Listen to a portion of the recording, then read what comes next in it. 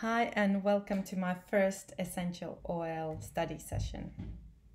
So I will be recording these regularly and in the hope of helping to support you with how to use essential oils and maybe help you with different issues that you may have that essential oils might have a solution for.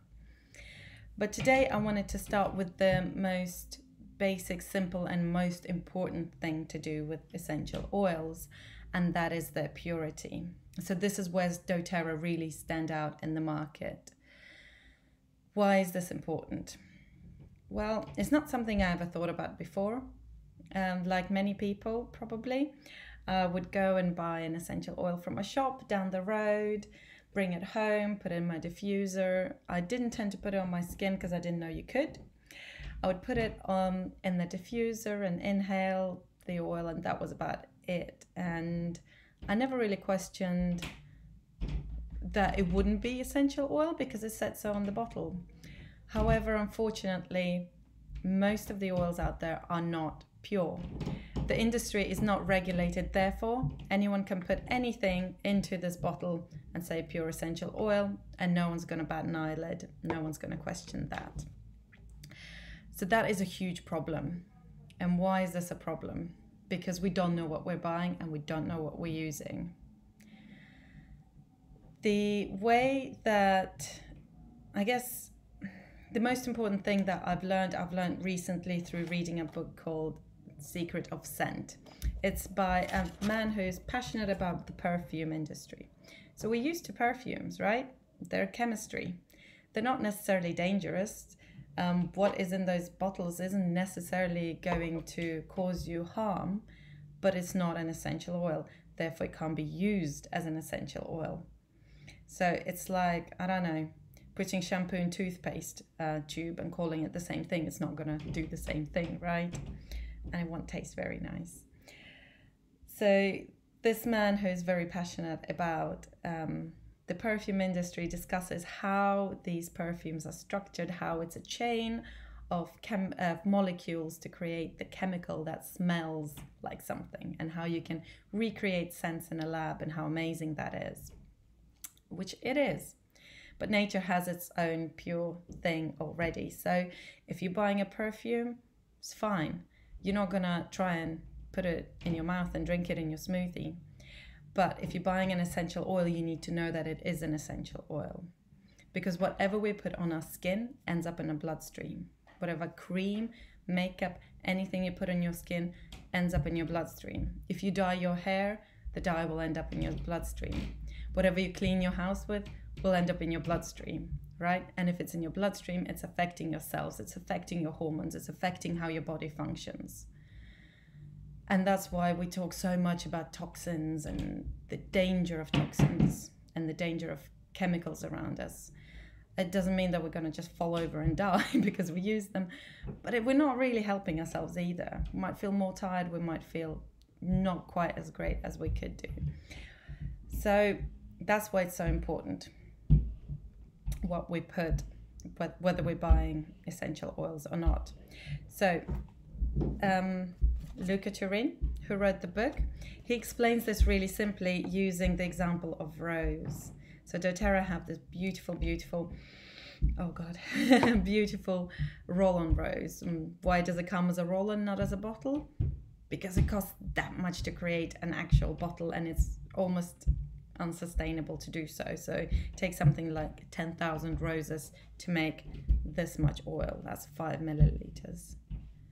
So you can imagine what the price of that would be if you needed 10,000 roses. But then you have to grow them, harvest them. Yeah, that's why it's cheaper to make perfume. And one thing that he talks about, which I found really interesting, and this is a little bit of chemistry, right, is that we can recreate these scents in a lab. And we have these scents everywhere. Your washing powder, your hand wash, everything around us is chemicals recreating essential oils, basically, bought through a lab that specializes in creating scents.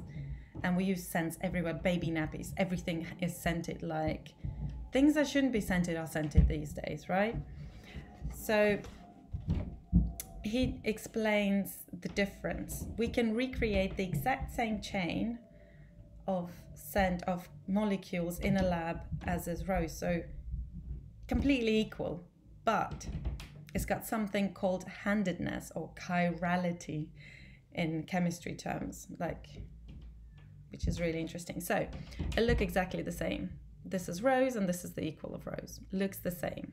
The way he explains this is clearly the right hand one is the mirror image of the left hand one, and you stand no more chance of superimposing them than of wearing a right hand glove over your left hand. So if we're buying, say, rose in a shop that says it's pure essential oil, and when it goes into your bloodstream and tries to attach to your cells, it's like trying to put a right hand glove onto your left hand. It's not the same thing. It might smell the same, but it's not the same thing. Equally, he talks about this, saying there's a complex geometric arrangement to these molecules.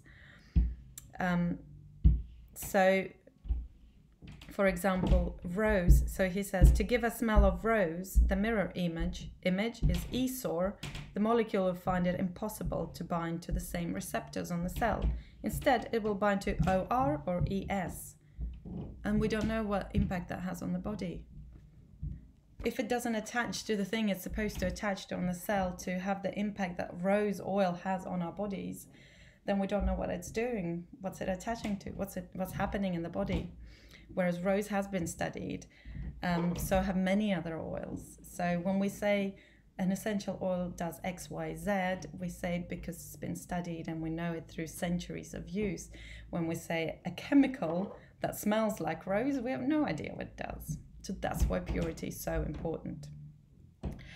And doTERRA do so many tests on their oils. You can, when you buy an oil, it has a little number at the bottom, and you put it into their website source to you, and it will give you a chemical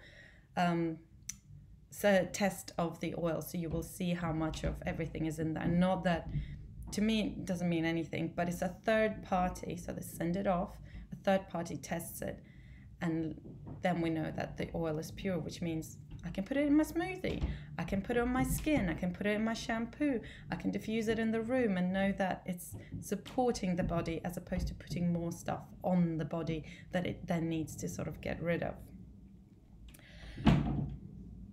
There was one more thing I wanted to say. Yes, so we do a lot of tests in doTERRA with the oils, but there's one test that is really, really important, and it's called optical rotation test. And that is the test that looks at the chemistry, because as I said, you can look at the structure and be like, oh, it looks like rose, but actually it's ESOR, right? So it's the opposite way. And this is what tests for that. So many companies can get away with sort of having the same chemical structure, but still not the same thing. So the fact that we test for that, I think, shows the commitment of the company to having pure oils. So this is sort of what distinguishes doTERRA from any other company. And in a recent study, I think it was like 99 different oils were tested. I think I have the notes somewhere on this. And only 3 companies came out as having consistently pure oils. Yeah, don't know where it's written down, but I think that shows the importance of testing and the importance of having pure oils. And I hope that is not too chemically heady for you. I find it fascinating to find out how what smells one way even if it smells like rose, it's not necessarily rose. Doesn't mean it's dangerous, but it means you don't know what it is, and it means you don't know what to do. You can't be safe with it. Whereas knowing it's rose, we can say that it's good for our emotions, it's good for our skin. I can roll it on my face and not worry, which is pretty good, I think.